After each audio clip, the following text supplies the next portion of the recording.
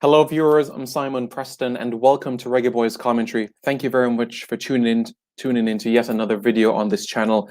I know yesterday I've been getting a lot of feedback as it relates to the video around the 10-year anniversary of Jamaica's participation at the Under-17 FIFA World Cup in Mexico in 2011. I figured let's take a step back, shall we? Let's go back to our first and only appearance to date at the Under-20 FIFA World Cup, which came in 2001 in Argentina. Well, firstly, before we look at the squad that actually made the trip to Argentina, let's have a recap of some of the results that we had in terms of the matches that we played leading into that tournament, because it was quite a road that we had to navigate, I must say.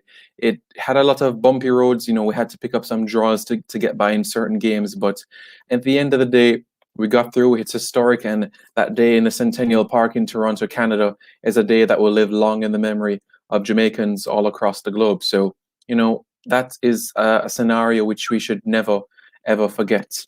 So on your screen right now, we're just going to recap what Jamaica's road was like throughout the course of the qualifiers. We started off with a 5-0 victory over the Cayman Islands, and that was followed up by a 2-0 victory over Dominica, and then a 4-0 victory over Grenada. This helped us to advance to the final round of the qualifiers, where we took on the likes of Cuba, the Dominican Republic, and Suriname. We started off with a 1-0 victory over the Dominican Republic, followed by a 6-1 victory over Suriname, and then we ended the Caribbean final round with a 0-0 draw to Cuba.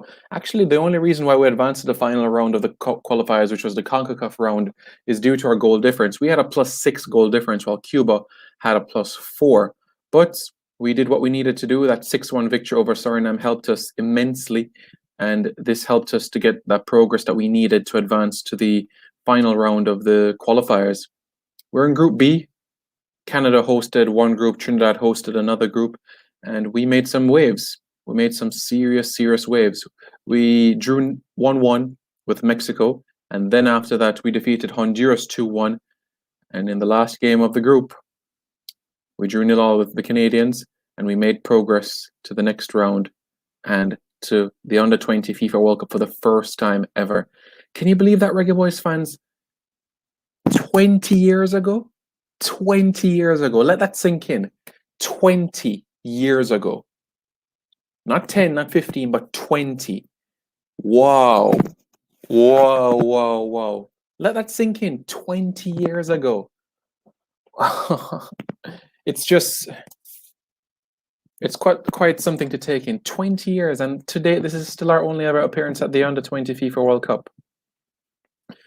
We have to get back there soon. We have to get back there soon. That has to be on our agenda. It has to come through. Hopefully it's a scenario where we get back there sooner rather than later. As it relates to the actual performances of the matches that we played in the tournament, well, let's have a look at that, shall we? We're in a group with the host nation, so we're in Group A in the competition. We took on the host nation, Argentina. We took on Finland from Scandinavia, and we took on Egypt. We started off with a 0-0 draw against Egypt in Buenos Aires in the Jose Amalfitani Stadium. Egypt actually missed a penalty in that game, and guess what? Egypt finished third in that competition. Yeah. So, we were one of the few teams in that tournament to avoid defeat to Egypt. So that was a 0-0 draw, and I can remember this game fondly. June 20, 2001. I remember that date fondly. Jamaica took on Finland, their second game at the Under-20 FIFA World Cup. My grandpa picking me up from school. I think I was in grade 1 at the time, and I know the second half had started. And Grandpa, we need to get home. I want to watch the game. He's like, "Don't worry, son. We'll get there quite soon." I'm like, "Okay, Grandpa, thank you." I get home. I turn on the TV. It's the 85th minute. A ball comes into the box, and Finland with Väyrynen scores and gives Finland that 1-0 victory.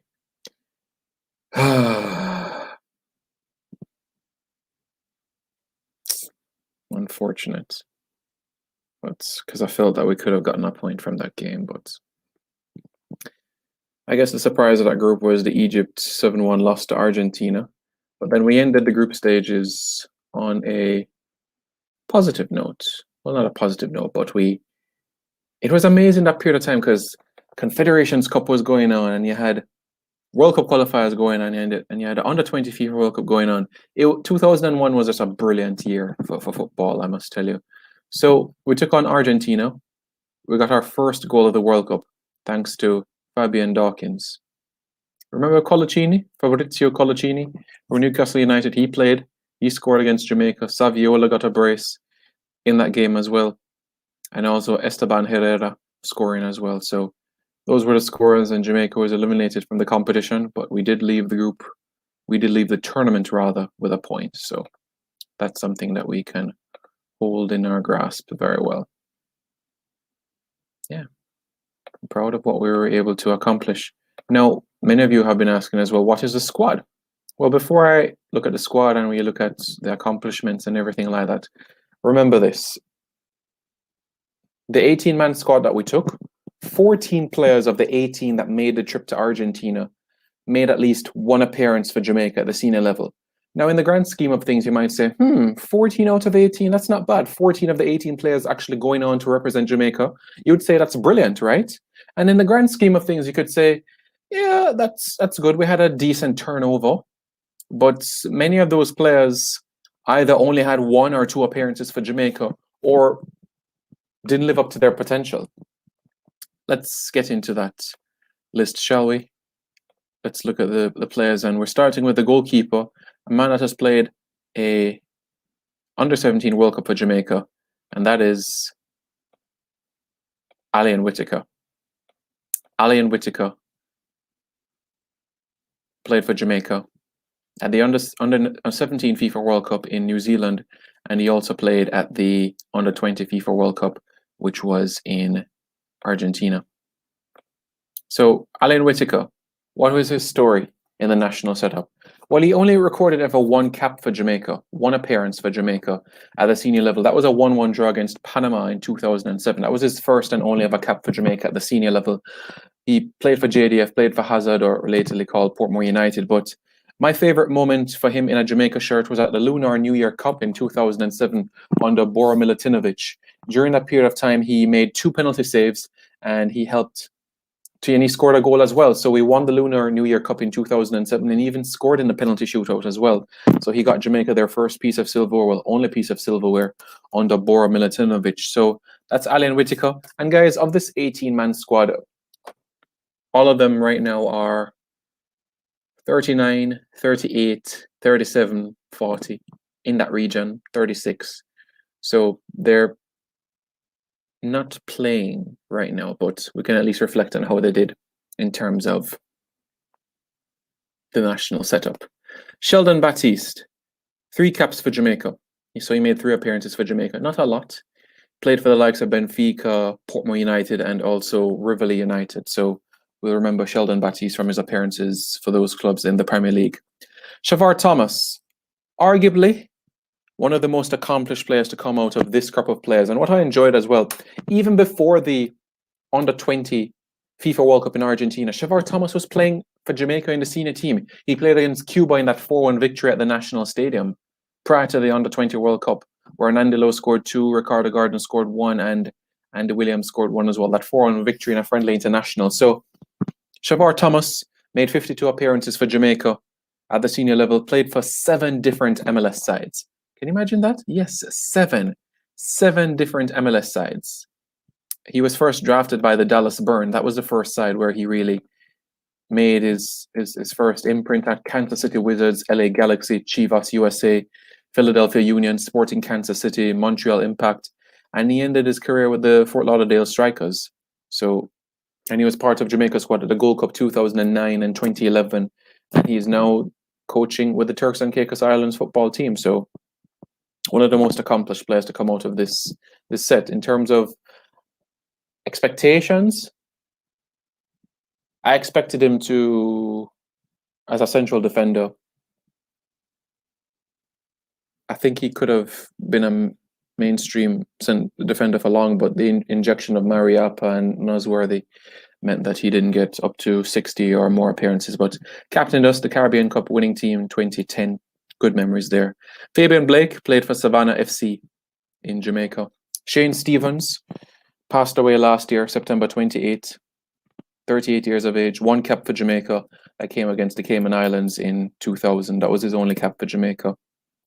Alex Thomas played for Jamaica, under-17 World Cup, under-20 World Cup, now coaching Arnott Gardens, and as we know, he's coaching at Wolmer's as well. So Alex, for me, he could have gotten into the national setup, but I wish him all the best in his coaching exploits. Sean Fraser, 9 caps for Jamaica. 9 caps for Jamaica. And Sean Fraser was a member of our team that won the Caribbean Cup in 2008. Sean Fraser holds many records, and one of them of note is the first Jamaican-born and Caribbean player to win a Golden Boot in Central America. So that's something that will always stick with him. Played with good clubs, played with likes of Boa Vista, Puerto Rico Islanders, played in Trinidad, Northeast Stars, played with Alianza, Central America, Aguila, Dragon, played also in the Far East as well. So he's been a widely traveled individual, and 9 caps to his name for Jamaica. Keith Kelly.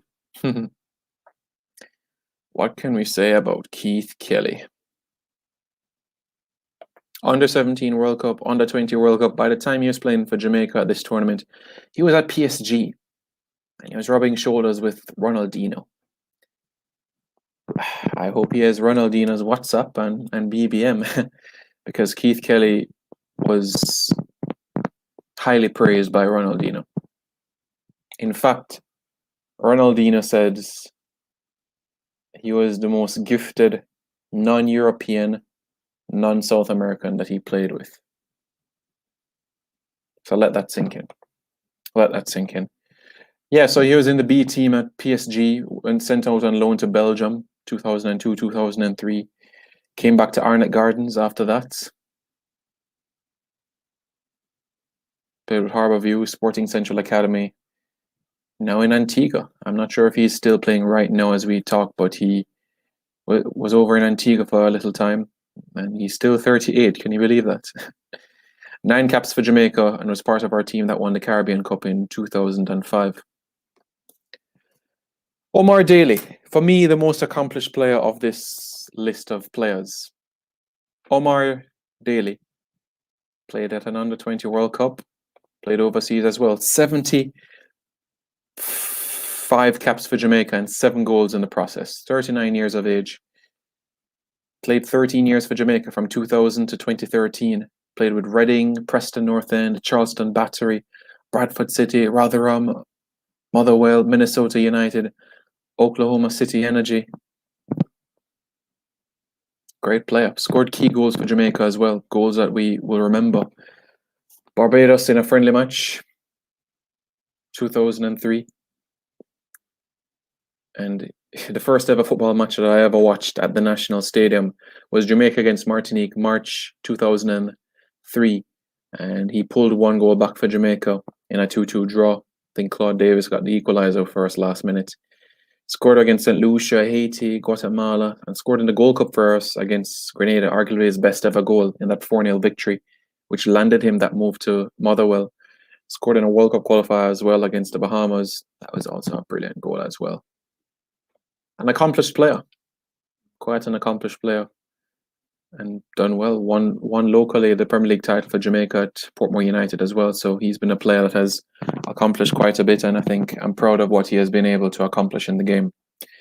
Fabian Dawkins, that same guy that scored our goal at the Under-20 FIFA World Cup. He scored 1 goal in 17 appearances for Jamaica. 1 goal in 17 appearances, and that goal came against Haiti. That was 2006 in a 2-0 victory in the Caribbean Cup, but we didn't make progress in terms of to the latter stages of the competition. He's 40 years old now. Played overseas for a little bit, Atlanta Silverbacks, played for Montreal Impact, and he also had some times with Trois-Rivières Ata, which was in the Canadian Soccer League at the time, like USL back in the day. Village, most people remember from his time at Village United, Richmond Kickers, Augustone and Arnott Gardens. 17 caps, 1 goal to his name. Christopher Nicholas, the guy that should have broken Luton Shelton's record today. 6 caps for Jamaica. Craig Gordon, 2 caps for Jamaica. Adam Wallace didn't play for Jamaica at the senior level, but he had a spell at Renaissance in Belgium, so he's actually played some overseas football. Kevin Harris, 1 cap for Jamaica, that was in 2001 against Grenada. Wilbur Rolfe, 14 caps for Jamaica, 2 goals in the process between 2007 and 2009. Kari Stevenson, 32 caps for Jamaica, 3 goals. Scored against St. Martin, scored against the US Virgin Islands, and scored against Haiti. I like his goal against Haiti very much. That thunder strike, trust me, if there's a guy that could kick a ball like a Nundy Lowe, Kari Stevenson is a guy. Had a decent career as well in Major League Soccer. That's the son of Stuart Stevenson. Kari right now is 40 years old. Kari played for Kansas City Wizards, played for San Jose Earthquakes, Real Salt Lake, San Antonio Scorpions, Alesund in Norway, IAK in Sweden, and GAS also in Sweden as well. Damon Williams, 13 caps for Jamaica, played a couple of World Cup qualifiers as well for Jamaica, played in Norway as well, overseas. And Alan Reid, our second string goalkeeper that played with Boys Town locally but didn't play for Jamaica in terms of the senior level.